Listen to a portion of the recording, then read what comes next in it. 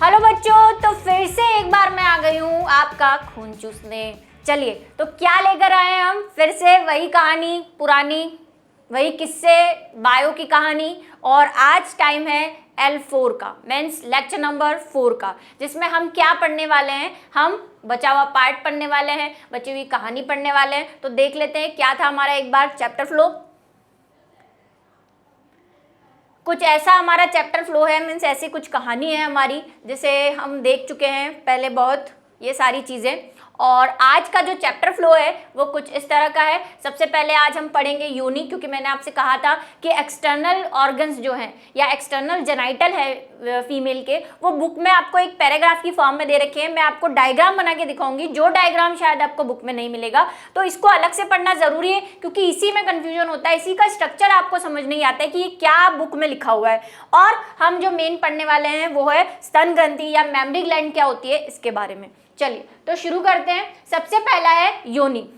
तो गर्भाशय याद है आपको, हमने खत्म किया था और मैंने आपसे कहा था कि हम इसको सर्विक्स तक ही पढ़ रहे हैं। सर्विक्स के आगे जो वेजाइना है यानी योनि है, उसके बारे में हम नेक्स्ट वीडियो में लेंगे, तो बस उसी को लेकर आए हैं हम। ये वाला डायग्राम देखिए, ये हमने बनाया था, मतलब ये हमने नहीं बनाया था, ये एनसीईआरटी का डायग्राम है, हमने अलग तरह से बनाया था, गंदा वाला डायग्राम। तो उसमें हमने कहा था कि हम सिर्फ यहाँ तक पढ़ रहे हैं, गर्भाशय ग्रीवा यानी कि सर्विक्स तक पढ़ रहे हैं।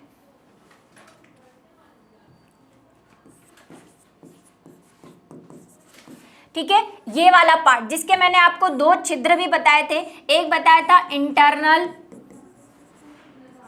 ओएस यानी ऑरिफिस, और एक बताया था एक्सटर्नल ओएस यानी एक्सटर्नल ऑरिफिस। ठीक है, तो ये पढ़ा था मैंने आपको, कहा था ये जो योनि है जिसे हम क्या बोलते हैं, वेजाइना। तो वेजाइना को है वो आज हम पढ़ने वाले हैं। साथ में इसके नीचे वाला पार्ट में एक्सटर्नल जेनाइटल ऑर्गन, जो मेल में पेनिस होता है, तो फीमेल में क्या है उसके बारे में आज हम पढ़ने वाले हैं। चलिए, तो योनि क्या है? तो योनि जो है वो सर्विक्स यानी गर्भाशय के नीचे एक पतली ग्रीवा समान संरचना है। पतली ग्रीवा द्वारा योनि खुलती है। ठीक है, पतली जो ग्रीवा संरचना है अभी आपको जो बताई, योनि में खुलती है। योनि मैथुन के समय पुरुष से वीर्य ग्रहण करने का कार्य करती है। क्या काम है इसका? हर जितने भी आप पढ़ रहे हैं, आगे हम एक टेबल भी बनाएंगे जहाँ पे हम देखेंगे कि किसका कौन सा कार्य होता है, क्योंकि कई बार जब हम पढ़ाते हैं तो वैसे तो मैं साथ साथ बताती जा रही हूँ, जैसे शुक्राशय वगैरह सबके कार्य हमने बताए एक एक करके, फिर भी कोई छूट जाता है तो एक फ्रेम पे उसको ले आएंगे ताकि सब कुछ क्लियर हो जाए। तो इसका क्या काम है? तो जब मैथुन क्रिया होती है यानी इंटरकोर्स होता है, या जिसे आप कहते हैं मैटिंग होती है जब मेल और फीमेल में, तब क्या होता है, जो वीर्य है मीन्स जो सीमन है उसको कलेक्ट करने का काम किसका होता है? वेजाइना मीन्स योनि का होता है। ठीक है, अब योनि के नीचे के जो पार्ट है, हमने गर्भाशय बनाया था, तो यहां से मैं आपको गर्भाशय के ऊपर वाला जो पार्ट है ये योनि है, जिसको हम वेजाइना कह रहे हैं। ये बहुत ही सेंसिटिव ऑर्गन है, इसकी जो एपिथेलियम है वो भी क्या है, बहुत ही सॉफ्ट थिन है, और क्या करती है, ये प्रोटेक्शन का काम करती है। म्यूकस बना रहता है हमेशा इसमें, अभी ग्लैंड पढ़ेंगे तो वो भी आपको दिखाएंगे कि क्यों म्यूकस ही रहती है, गीलापन बना रहता है ताकि ड्राइनेस नहीं हो। और मैथुन के वक्त भी ये जो म्यूकस है वो क्या करता है, इंटरकोर्स में हेल्प करता है। ठीक है, जहाँ पे हमने पेनिस में पढ़ा था कि बल्बो यूरिथ्रल ग्लैंड होती है जो लुब्रिकेशन का काम करती है, तो वो यहाँ पे भी वो काम करेगी इंटरकोर्स के वक्त। तो यहाँ पे वेजाइना के नीचे आ जाता है हमारा वल्वा, जिसे ही हम क्या बोल रहे हैं, बाहरी जननांग या एक्सटर्नल जेनाइटल। ठीक है, तो आज हमें जो टॉपिक कवर करना है वो यही करना है, क्योंकि योनि तो एक छोटा सा टॉपिक था, और साथ में हम इसका डायग्राम बनाने वाले हैं जो आपको बुक में नहीं मिलेगा। ठीक है, तो चलिए शुरू करते हैं। बाहरी जननांग यानी एक्सटर्नल ऑर्गन। स्त्री में मोन्स प्यूबिस, वृहत ओष्ठ यानी कि लेबिया मेजोरा, लघु ओष्ठ मीन्स लेबिया माइनोरा, हाइमेन क्या है ये सब चीजें बताएंगे अभी। वह भक्षेप यानी क्लिटोरिस स्त्री के बाहरी जननांग होते हैं। ये सारे एक साथ सारे जननांगों के नेम बता दिए हैं आपको कि ये जो चीजें हैं वो क्या है, बाहरी जननांग या एक्सटर्नल जेनाइटल के ऑर्गन से, इनके बारे में हमें पढ़ना है। सबसे पहला है मॉन्स प्यूबिस, जननशील। अब पहले हम इसका डायग्राम ड्रॉ कर देते हैं, उसके बाद एक एक लाइन पढ़ेंगे तो ज्यादा समझ में आएगी, क्योंकि लाइनें तो बुक के अंदर भी है। ठीक है, चलिए तो बनाते हैं। हम कौन सा पोर्शन बना रहे हैं, हम फीमेल के फ्रंट से देख रहे हैं, मीन्स जैसे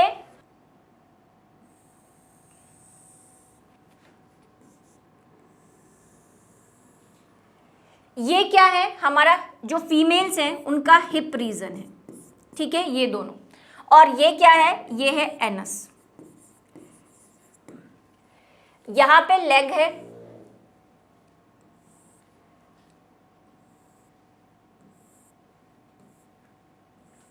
और यहां मैं आपको स्पेसिफाई कर रही हूं, वैसे ऐसा कट नहीं है पर हम स्पेसिफाई करने के हिसाब से बता रहे हैं आपको कि ये जो है ये रीजन है। तो आप समझ गए ये दोनों लेग है, ये एनस है, और यहां पे कहीं क्या होती है, वेजाइना या वल्वा होता है। तो ये हो गया वल्वा। कैसा शेप है ये आपको दिख रहा होगा, एक पोर है, एक छिद्र है, जिसे हम क्या कहते हैं,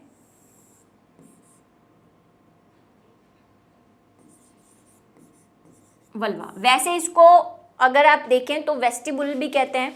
ठीक है, तो ये वल्वा है। वल्वा में दो छिद्र होते हैं। ठीक है, एक छिद्र, क्योंकि आपको पता है, थोड़ा सा आइडिया है कि मेल्स में मीन्स सीमन यानी वीर्य निकलने के लिए और मूत्र निकलने के लिए एक ही छिद्र होता है, लेकिन फीमेल्स में मूत्र यानी यूरिन विसर्जन यानी यूरिन सिक्रेशन और जो एग फॉर्मेशन जब इंटरकोर्स होगा तो उसके लिए अलग से जेनाइटल ऑर्गन होता है। तो दो छिद्र होते हैं। तो पहला वाला जो छिद्र है ये हम बना देते हैं येलो से। ये क्या है हमारा, ये यूरिन पोर है, जिसको हम क्या कहते हैं, मूत्र छिद्र। ठीक है, दूसरा वाला जो छिद्र होता है ये वाला, ये छिद्र है हमारा एक्सटर्नल जेनाइटल ऑर्गन। ठीक है, इस पर एक थिन मेम्ब्रेन होती है। ठीक है, उस मेम्ब्रेन को मैं अलग कलर से बना रही हूं। इस पर एक थिन मेम्ब्रेन होती है, इस मेम्ब्रेन को हम बोलते हैं हाइमेन।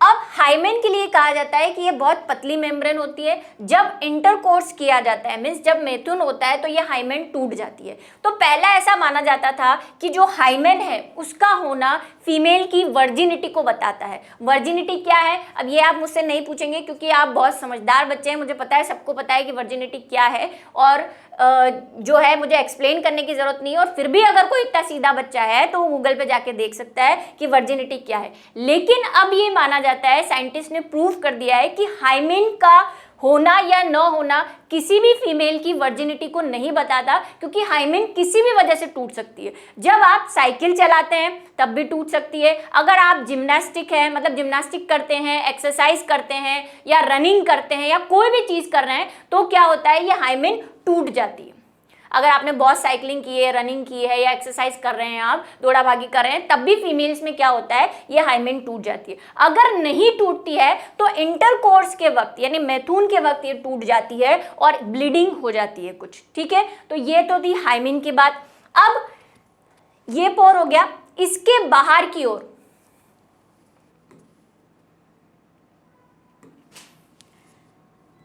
छोटी दो लिप के समान, लिप मतलब होठ के समान स्ट्रक्चर होते हैं ये वाले। ठीक है, इन दो स्ट्रक्चर को हम कह रहे हैं दोनों साइड, ये है लघु ओष्ठ या जिसे हम लेबिया माइनोरा कह रहे हैं। ठीक है, इसके बाहर की साइड और दो बड़े ओष्ठ होते हैं।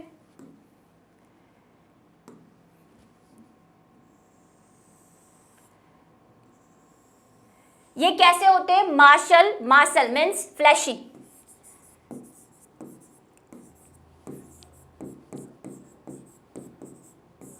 गद्दीदार, ठीक है, पेशीय गद्दीदार संरचनाएं होती हैं, इसे क्या कहा जाता है, इसे कहा जाता है लेबिया मेजोरा या वृहत ओष्ठ।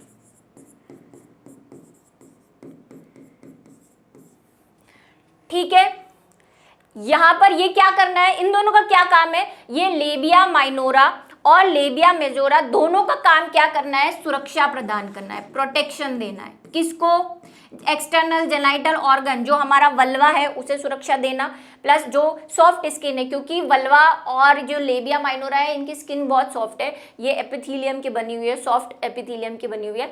अब यहाँ पे जहाँ पे हमारा वल्वा है, यानी कि जहाँ ओपनिंग है हमारी, जहाँ पे सर्विक्स जो है बाहर आएगी, सर्विक्स की ओपनिंग बोल सकते हैं, वहां पे दोनों साइड एक जोड़ी इस जगह पे व्हाइट से बना दें तो ज्यादा बेटर दिखेगा।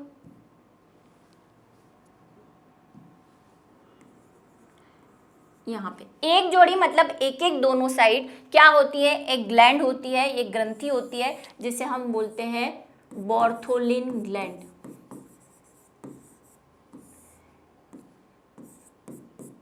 क्या काम है इसका, वही जो पुरुषों में काम है, ये भी क्या करवाती है, एक तो प्रोटेक्शन देगी, मीन्स जर्म्स वगैरह को मारेगी अगर कोई है, म्यूकस प्रोवाइड करवाएगी जिससे इंटरकोर्स के वक्त क्या होगा, लुब्रिकेशन होगा। ठीक है, तो ये होती है। अब बात आती है मोन्स प्यूबियोसा, जो सबसे लास्ट है, हम अंदर से बाहर की तरफ जा रहे हैं।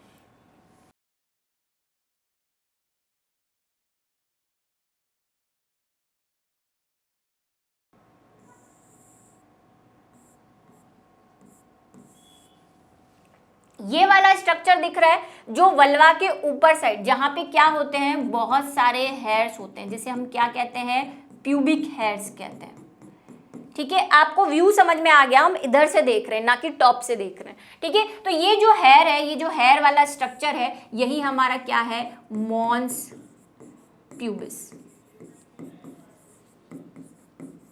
जिसको हम जनन शेल कह रहे हैं। ठीक है, क्योंकि बुक में सिर्फ 4 लाइन दी है और उसमें समझ ही नहीं आता कौन लघु ओष्ठ है, कौन वृहत ओष्ठ है, कहाँ यूरिन है, कहाँ क्लिटोरिस है। ठीक है, तो ये है। अब आप देख रहे होंगे जब मैंने ये जो स्ट्रक्चर बनाया था, ये जो माइनोरा का, लघु ओष्ठ का, यहाँ पे थोड़ा सा उठा हुआ चीज दिख रही है, तो जो जहाँ पे दोनों ही लेबिया माइनोरा मिलती है, वहां पे एक इस तरह की संरचना बन जाती है, इरेक्टेड मतलब खड़ी हुई संरचना। यह संरचना एक सॉफ्ट झिल्ली से ढकी हुई रहती है। इस ढकी हुई संरचना को हम बोलते हैं क्लिटोरिस।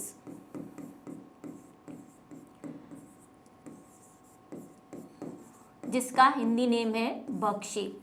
ठीक है, अब ये क्लिटोरिस किसके बराबर है, कई बार क्वेश्चन आता है दिमाग में या पूछा भी जाता है कई कंपटीशन में। ये जो क्लिटोरिस है यही किसके इक्वल है, मेल में जो पेनिस है उसके इक्वल है। ठीक है, और ऐसा माना जाता है कि ये जो लेबिया मेजोरा है, ये मेल की जो 4 स्किन है पेनिस पे उसके इक्वल है, मतलब उनकी हिस्टोलॉजी जब हमने देखी तो सेम सी पाई गई।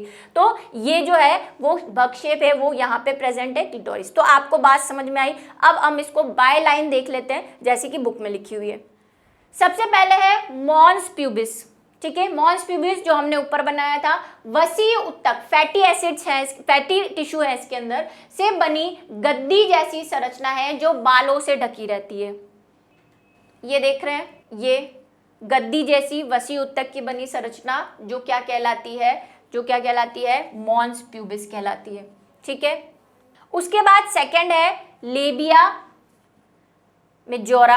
लेबिया मेजोरा क्या है, लेबिया मेजोरा मासल उत्तक, आपको बताया था मासल उत्तक के वलन है जो जनन शेल से नीचे होते हैं, ये योनि को घेरे रहते हैं। ये देखिए, जनन शेल से नीचे ये जो ग्रीन वाला हमने बनाया है, ये क्या है, हमारे लेबिया मेजोरा। ठीक है, यहाँ पे लिखा हुआ है लेबिया मेजोरा, ये जो ग्रीन वाले थे। और ये कैसे होते हैं, मासल होते हैं, यहाँ पे लिखा भी है मैंने, फ्लैशी मासल होते हैं। उसके बाद है लेबिया माइनोरा। लेबिया मेजोरा के नीचे थोड़े छोटे और सॉफ्ट कैसे होते हैं, एक जोड़ी उत्तक वलन, वलन का मतलब फोल्ड, क्योंकि फोल्ड से बने हुए हैं वो, वृहत ओष्ठ के नीचे होते हैं। ये बात समझ में आ गई। फिर है क्लिटोरिस, जो मैंने आपको बताया था, जहां पे उंगली के समान एक इरेक्टेड, मैंने बताया था कि इस तरह की संरचना होती है और एक कवरिंग से ढकी होती है। उंगली के आकार की छोटी संरचना जो मूत्रद्वार के ऊपर लघु ओष्ठ के मिलन बिंदु के पास होती है। ये देखिए लघु ओष्ठ, ये रेड वाले थे, रेड वाले से ये जो मिल रहा है, ये चीज जो है मैंने आपको क्या बताई है, क्लिटोरिस है, मिलन बिंदु पर मिल रही है। साथ में लास्ट जो है वो है बार्थोलिन ग्लैंड, जिसको बल्बो वेस्टिबुलर और बार्थोलिन ग्लैंड। अब यहाँ पे एक बात समझने वाली है कि ये बल्बो सुन के आपको ऐसा लगा होगा कि मेल में भी थी, लेकिन वो बल्बो यूरिथ्रिल थी, ठीक है, कंफ्यूज मत होना कभी भी।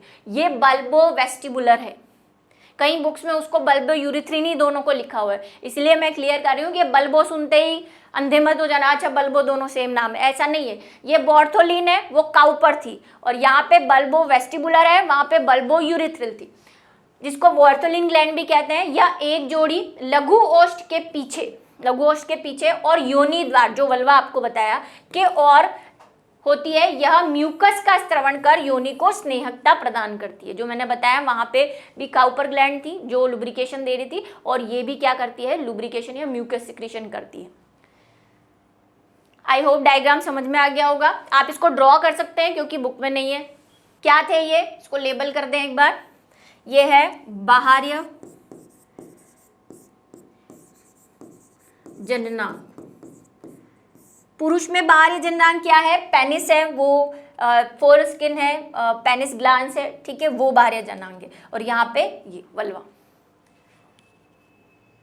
निम्न में से कौन सा पदार्थ, अब आप बोलेंगे मैम क्लास खत्म हो गई, नहीं, वही चंटा चंटी शुरू कर दिए मैंने, क्योंकि लास्ट में जब मैं लेती हूँ तो आप सब भाग जाते हैं लाइव क्लास को छोड़ के। तो अभी पहले क्वेश्चन करेंगे, उसके बाद आगे बढ़ेंगे। और ये क्वेश्चन जो है वो 2010 नीट में आया हुआ है, और इसको मैंने अपनी क्लास में इसके बारे में बताया भी है, तो आई थिंक आपको आंसर आना चाहिए। तो जब तक मैं ये बोलती हूँ आप कमेंट सेक्शन में इसका आंसर लिखो। निम्न में से कौन सा पदार्थ शुक्राणु प्रद्रव में अधिकांश मात्रा में पाया जाता है। शब्द सुनना, अधिकांश, ठीक है, क्योंकि बोलोगे मैम डीएनए भी तो होता है, ऐसा नहीं, अधिकांश पूछा है बेचारे ने, ठीक है। राइबोसोम और टेस्टोस्टेरोन, प्रोटीन अमीनो अम्ल, फ्रक्टोज कैल्शियम, ग्लूकोज या कैल्शियम। तो आपको सही आंसर कमेंट सेक्शन में बताना है, क्योंकि hi hello good evening ma'am करने से कुछ नहीं होगा, आंसर दो। और बहुत खुशकिस्मत हो कि ऑनलाइन पढ़ा रहे हैं। आपको पता है हमारे टाइम में तो कोचिंग ही नहीं थी, ये नीट वीट के क्वेश्चन तो छोड़ो, बहुत दूर की बात है। जहाँ मैं रहती थी बहुत छोटी सी सिटी थी और वहाँ पे कोई कोचिंग नहीं थी। 11th-12th में ज़रूर मैंने कोचिंग करना शुरू की थी, और वो भी कोई सर थे कॉलेज के, वो पढ़ाते थे। तो उनका शेड्यूल इतना खतरनाक था कि हमारे लिए टाइम नहीं था, क्योंकि हम स्कूल जाते थे। टाइम पता है आपको कब ट्यूशन जाती थी मैं? सुबह 4:30 बजे। ये सुबह जो वर्ड है ना, इसको थोड़ा सा ध्यान से सुने। सुबह 4:30 से 5:30 फिजिक्स का ट्यूशन आनंद सर पढ़ाते थे। उसके बाद 6 से 7 केमिस्ट्री का। 6 से 7 क्यों? क्योंकि जो फिजिक्स का ट्यूशन था वहाँ से केमिस्ट्री का ट्यूशन बहुत दूर था और पैदल पैदल जाना था। अब हमारे गाड़ी घोड़े साइकिल ये तो थी नहीं, पैदल जाती थी और अकेली जाती थी, क्योंकि मेरे साथ जाने वाला कोई नहीं था। जो दूसरे फ्रेंड्स थे वो अलग अलग डायरेक्शन से आते थे, और डर भी लगता था। सुबह 4:30 बजे हमारे मोहल्ले में किसी की डेथ हो गई थी, तो आप सोच सकते हैं कि 10-12 दिन मेरी हालत कैसी रही होगी। मैं जब जाती थी 4:30-5 बजे, तो ऐसे पीछे से कोई आ तो नहीं रहा है वाली फीलिंग आती थी मुझे, लेकिन नहीं, कुछ करना था हमें। जैसे आए थे वैसे जाना नहीं था और कुछ अलग करना था, वही राठौर विथआउट ई बनना था, ठीक है। तो इसीलिए बहुत कोशिश करते थे। तो खुशकिस्मत हो आप कि आपको ये ऑनलाइन जैसी सुविधाएं मिल रही हैं, घर बैठे आराम से पढ़ रहे हैं, है ना, मज़े ले रहे हैं। तो शुरू कर दो और इसका आंसर दो फटाफट। अब आप बोलोगे हाँ मैडम आपने जितनी देर बकवास की, हमने गूगल पे सर्च कर लिया। टाइम देखूंगी मैं कब क्वेश्चन पूछा था और कब आंसर आया, ठीक है। तो वो गूगल बॉय बनने की जरूरत नहीं है। चलिए, ये वैसे मैंने पढ़ाया है, अगर आपने पिछली क्लासेस पढ़ी है जो शुक्राशय वगैरह जब पढ़ाए थे तब, तो मिल जाएगा आपको इसका आंसर। तो आंसर दे दीजिएगा इसका, और नहीं तो फिर पिछली क्लासेस देख लेना, आंसर मिल जाएगा। चलिए, अब जो मेन टॉपिक है वो है स्तन ग्रंथियां। आप बोलेंगे मैम बहुत ज्ञान दे रही थी ना, हम थोड़ा इधर उधर घूम आए। तो इधर उधर घूम आए हो, अब क्लास में आ जाओ वापस, क्योंकि मैम का ज्ञान खत्म हो गया है। स्तन ग्रंथियां ठीक है, क्या करनी है हमें, मेमोरी ग्लैंड पढ़नी है। जब आपने क्लासिफिकेशन पढ़ा होगा तब पढ़ा था कि मैमल्स को मैमल्स क्यों कहते हैं, क्योंकि मैमल्स में क्या होती है, मेमोरी ग्लैंड होती है, और हम मैमल्स हैं इसलिए हमें ऑब्वियसली क्या होनी चाहिए, मेमोरी ग्लैंड होनी चाहिए। तो उसी बात का सबूत जो है ये देना चाहते हैं हमें, इसलिए हमें स्तन ग्रंथियां यानी मेमोरी ग्लैंड पढ़ाएंगे कि क्या होती है मेमोरी ग्लैंड, और जिसको हम फीमेल में नेचुरली ब्रेस्ट कहते हैं। ठीक है, तो क्या है, कार्यशील स्तन ग्रंथि यानी कि मेमोरी ग्लैंड सभी मादा स्तनधारियों का अभिलक्षण है, हमें ही नहीं जितने और भी मैमल्स हैं, कुत्ता है, बिल्ली है, हाथी है, ठीक है, टाइगर है, ये सब मैमल्स में आते हैं, रैबिट है, चूहा है। तो स्तनों में विभिन्न मात्रा में वसा ग्रंथिल उत्तक होते हैं। क्या होते हैं, वसा ग्रंथिल उत्तक, मतलब वसा वाले भी कुछ उत्तक होते हैं जिससे वसा सिक्रीट होती है, और कुछ ग्लैंड्यूलर टिश्यूज भी होते हैं, उत्तक मीन्स टिश्यू। ठीक है, तो वसा और ग्रंथिल दोनों टाइप के क्या होते हैं, टिश्यू होते हैं। प्रत्येक स्तन में 15 से 20 ग्रंथिल उत्तकों की 15 से 20 पालिया या मेमोरी लोब होती है। अब इसका स्ट्रक्चर जब समझेंगे तो ये सारी कहानी समझ में आएगी, पहले इसको पढ़ लेते हैं फिर स्ट्रक्चर की तरफ जाएंगे। प्रत्येक पाली में कूपिका यानी एल्वोलाई कोशिकाओं के समूह में होती है। यह कूपिका दुग्ध का स्रवण करती है, मतलब कूपिकाओं में क्या सिक्रीट होता है, मिल्क सिक्रीट होता है। पूछा जाए कि दुग्ध कहाँ सिक्रीट होता है तो इन एल्वोलाई के अंदर सिक्रीट होता है। पहले पूरा पढ़ लेते हैं। कूपिकाओं से दुग्ध गुहा यानी ल्यूमेन, गुहा का मतलब ल्यूमेन में तथा बाद में स्तन नलिकाओं यानी मेमोरी ट्यूब में आ जाती है। प्रत्येक पाली मतलब वो जो लोब की बात हम कर रहे हैं, अभी स्ट्रक्चर पढ़ेंगे समझ में आ जाएगा कि नलियां मिलकर स्तन वाहिनिका यानी मेमोरी डक्ट बनाती है। सभी स्तन वाहिनियां वृहत स्तन तुम्बिका यानी एम्पुला में बनती है या खुलती है, जो दुग्ध वाहिनी की यानी लैक्टिफेरस ग्लैंड से जुड़ी होती है। अब ये है चित्र एनसीईआरटी का मस्त वाला, ठीक है, दिख रहा होगा कितना क्लीन, अच्छा, मस्त, झकास एकदम, है ना, लल्लन टॉप। लेकिन हमें समझ नहीं आ रहा, हमें गंदे चित्र बनाने की आदत है। अब इसमें कहाँ ढूंढेंगे जो ये स्तनपाली, स्तन कुपिकाएं, है ना, बहुत कुछ दे रखा है लेकिन समझ नहीं आ रहा। हम हमारा चित्र बनाएंगे गंदा वाला, ठीक है। तो क्या है आपको समझा देते हैं कि ये है फीमेल ब्रेस्ट।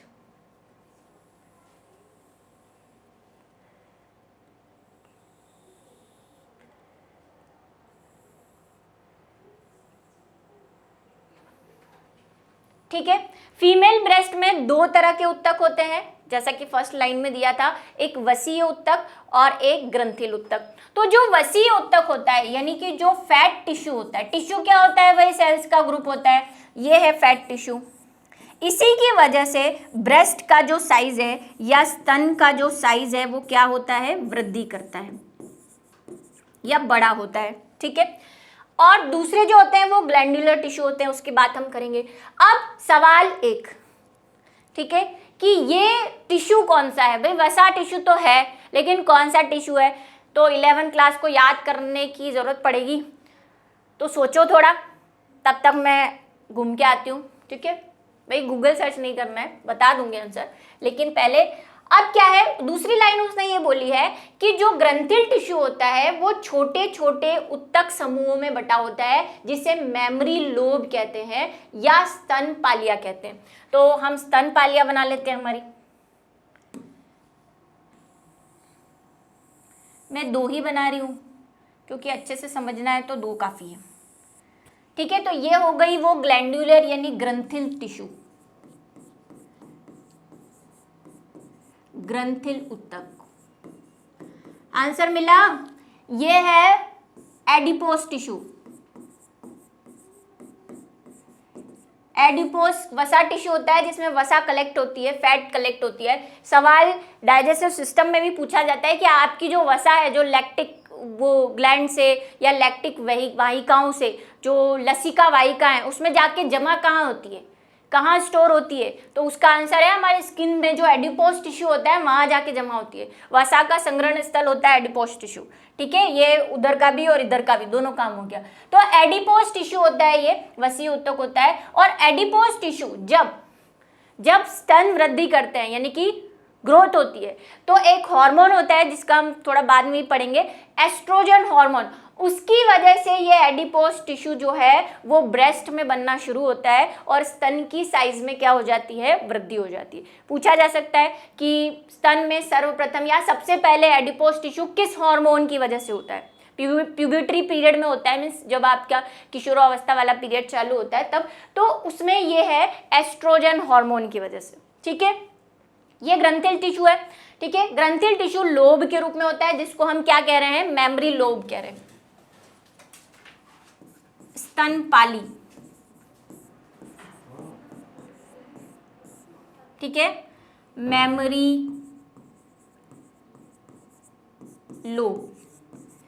अब मैं इंग्लिश लिखूंगी क्योंकि हिंदी में यहां से बताती जा रही हूँ। ये देखिए, ये जो येलो येलो दिख रहा है ये ग्रंथिल टिश्यू है जिसको हम क्या बोल रहे हैं? स्तनपाली या मेमरी लोब कह रहे हैं, ठीक है। ये मेमरी लोब हम यहाँ बना देते हैं। इन मेमरी लोब में कुछ कोशिकाएं होती है, SCC, SCC, SCC, SCC, SCC, SCC, SCC, SCC.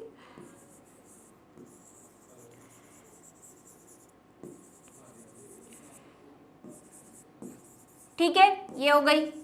इन कोशिकाओं के समूह को बोलते हैं एल्वोलाई यानी कि कुपिकाएं या कुपिका, एल्वोलाई, ठीक है। एल्वोलाई हो गई। ये एल्वोलाई में जगह खाली रखी है, क्यों? मैडम पागल नहीं है, इसमें गुहा, जो कि गुहा की बात की है, लाइन सुने। ये मेमरी लोब हो गए, ठीक है। पालियां हो गई 10 से 15 20 जो भी बोली है। प्रत्येक पाली में कुपिकाएं या एल्वोलाई होती है, ठीक है। ये हो गया कोशिकाओं का समूह जो हमने एल्वोलाई बनाई अभी, और यही दुग्ध का स्त्रवण करती है।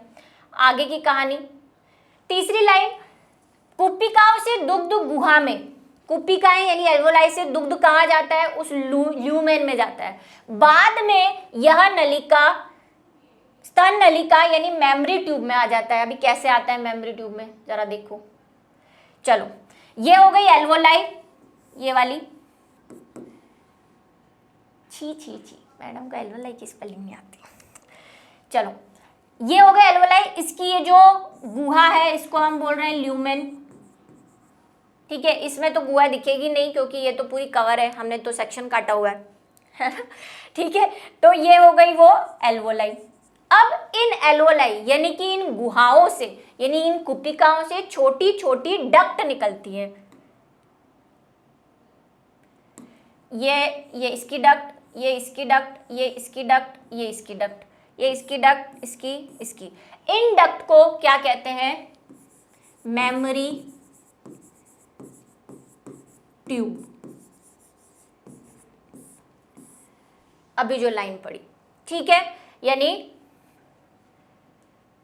यहां पे कहाँ है? ढूंढ लो, ये वाली। ये देखो, ये कुपिका है, इससे डक्ट निकल रही है। ग्रीन कलर में बनाऊं ज्यादा अच्छे से दिखेगी।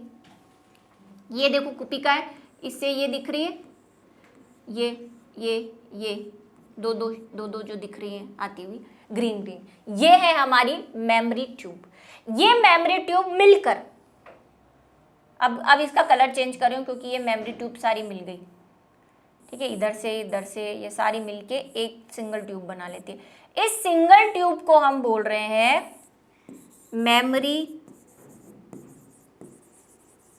डक्ट यानी स्तन नलिका।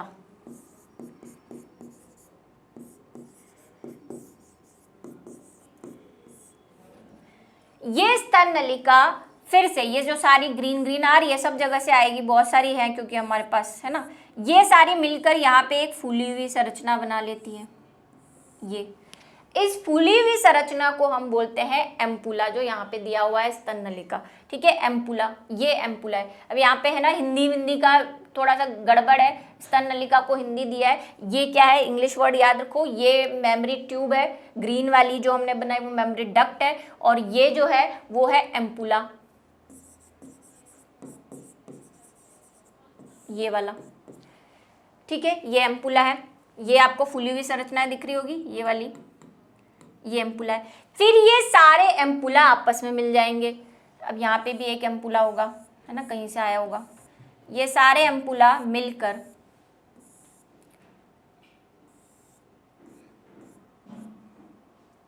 इधर भी एक एम्पुला होगा, मिलकर क्या बनाते हैं, लैक्टिफेरस ट्यूब्यूल। ठीक है, मेमोरी ट्यूब हो गई। फिर ये मेमोरी ट्यूब क्या बना ली, स्तन वाहिकाएं यानी कि मेमोरी डक्ट बना ली, और फिर सभी स्तन वाहिकाएं यानी कि जो सारी स्तन वाहिकाएं वो किसने बना ली, तुम्बिका यानी एम्पुला बना लिया, और यही एम्पुला आगे जाके किस में खुल रहा है, लैक्टिफेरस डक्ट में। तो इसको स्तन वाहिकाएं कर दो,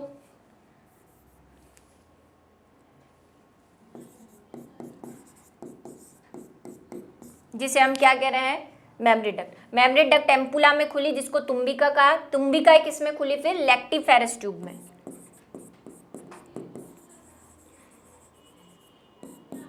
जिसे हम क्या कह रहे हैं, दुग्ध वाहिनिकाएं। ये देखिए, ये सारे एम्पुला कहाँ खुल गए, इन छोटी छोटी दुग्ध वाहिकाओं में खुल गए, और ये दुग्ध वाहिकाएं जाकर कहाँ खुली, ये निप्पल में। ठीक है, जिसे हम क्या बोलते हैं, निप्पल।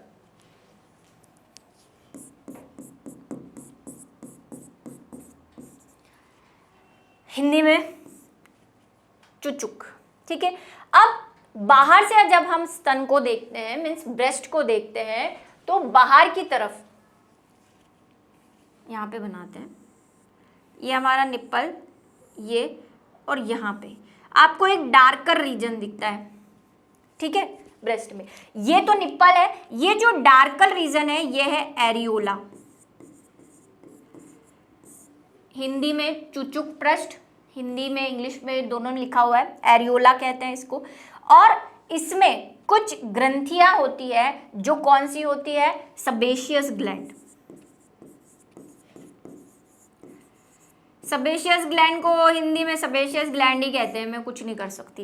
क्या करती है सेबेशियस ग्लैंड, ये सेबेशियस ग्लैंड, अगर आपको थोड़ी सी एनाटॉमी याद आ रही हो 11th की, तो आपने टाइप ऑफ सेल्स पढ़े हैं, उसमें हमने सेबेशियस ग्लैंड पढ़ी थी, हमारी स्किन में जनरली होती है, और हेयर फॉलिकल मतलब जहाँ पे हेयर होता है स्किन में भी और सर में भी, वहाँ पे एक ग्लैंड होती है जो ऑयल सिक्रीट करती है, ऑयलियस सब्सटेंस सिक्रीट करती है, मॉइस्चर वो बनाए रखने के लिए, स्किन को मॉइस्ट बनाए रखने के लिए। तो ये वो सेबेशियस ग्लैंड है जो यहाँ पे होती है। ठीक है, और ये जो डार्कर रीजन है वो एरियोला होता है। हाँ, इंपॉर्टेंट क्वेश्चन कि मेमोरी ग्लैंड जो है वो किसका रूपांतरित भाग है, हम में जो मेमोरी ग्लैंड बनी हुई है ह्यूमन में, वो किसका रूपांतरित भाग है, कौन सी ग्लैंड से बनी हुई है। मेमोरी ग्लैंड तो ये इसका ऐसा स्ट्रक्चर, ऐसा हाल बेहाल हो गया इसलिए दे दिया आपने इसको नाम, लेकिन ये है कौन सी ग्लैंड, तो इसका आंसर है यह है श्वेत ग्रंथियां। श्वेत ग्रंथियों का रूपांतरण है। नीट में बहुत साल पहले क्वेश्चन आया हुआ है, कहीं पढ़ा है मैंने, ईयर मुझे याद नहीं है, कि मेमोरी ग्लैंड किसका रूपांतरण है। तो मेमोरी ग्लैंड जो है वो स्वेट ग्लैंड यानी कि श्वेत ग्रंथियां, ये श्वेत ग्रंथियां क्या है, जो पसीना बनाती है, उन ग्रंथियों का रूपांतरण है। ये सारे नीट में आए हुए क्वेश्चन है, ये सेबेशियस वाला, स्वेट ग्लैंड्स वाला। अच्छा, एक बच्चे ने मुझे बहुत पहले क्वेश्चन पूछा था कि जो मेल्स हैं वो, मेल में भी निप्पल होता है, मेल में भी ये एरियोला होता है, तो वो दूध क्यों सिक्रीट नहीं करते। भाई ह्यूमन में सिक्रीट नहीं करते, लेकिन दूसरे मैमल्स अगर आप देखेंगे, मतलब दूसरे जानवर देखेंगे जिसमें कई नर जो हैं वो बच्चे को पेरेंटल केयर देते हैं। जैसे हम में क्या होती है, मादाएं बच्चे को अपने पेट में रखती हैं, उसको पोषण देती है, लेकिन कुछ एनिमल्स ऐसे भी हैं जहाँ पे नर, जैसे कुछ मछलियाँ हैं, कुछ फ्रॉग है, जहाँ पे नर जो है वो ये काम करता है पेरेंटल केयर का, मतलब पितृक जो केयर होती है, देखभाल उसमें, तो उनमें नर से भी दूध जो है बनता है। लेकिन हम में मीन्स ह्यूमन में मेल दूध सिक्रीट नहीं करते। क्यों नहीं करते, क्योंकि उनकी ये ग्रंथियां जो है मेमोरी ग्लैंड वो इनएक्टिव है, निष्क्रिय है, कार्य नहीं करती। ठीक है, इसीलिए नहीं करते। ठीक है, और हाँ, कोई डिजीज हो रखी हो तो बात अलग है, वो अलग फैक्टर है। गूगल पे सर्च करोगे तो बहुत सारा मिल जाएगा कि हाँ करते हैं, पर वो किसी हार्मोनल चेंज की वजह से और किसी डिजीज की वजह से ऐसा होता है। जनरली हम में यानी मानव में, मेल में दूध या जो है मिल्क का सिक्रीशन नहीं होता। ठीक है, इसको लैक्टिफेरस क्यों बोल रहे हैं? क्योंकि दूध में लैक्टिक प्रोटीन होता है। क्लियर? ठीक है, चलिए ये समझ में आ गया आपको गंदा वाला डायग्राम। और अच्छे वाला डायग्राम तो दिख ही रहा है एनसीईआरटी का, उसमें भी समझ में आ गया होगा।